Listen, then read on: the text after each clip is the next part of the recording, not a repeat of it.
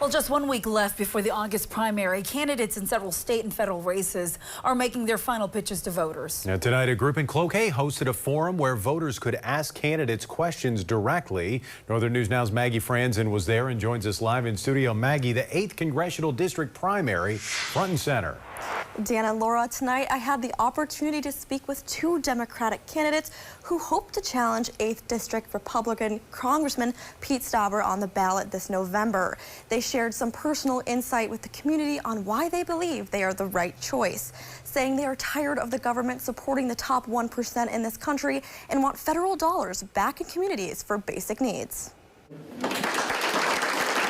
Monday night, dozens of voters came out to speak with candidates one-on-one about key issues that matter to them.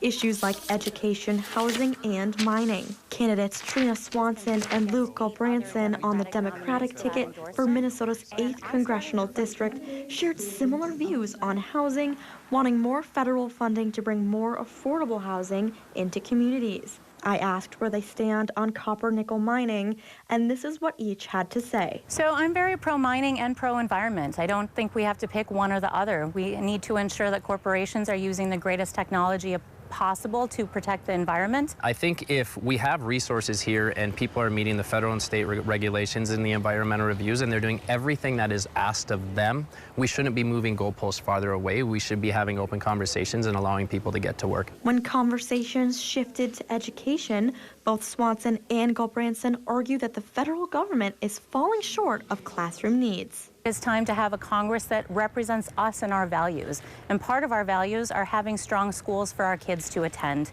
that are well funded. They should be footing 100% of it. So they're putting the state and these communities on the hook for it, and I don't agree with that. And that's why we're losing programs. Federal cuts to Medicaid and health care was also brought up by voters. Swanson says if elected, she will fight to make health care accessible and affordable for all.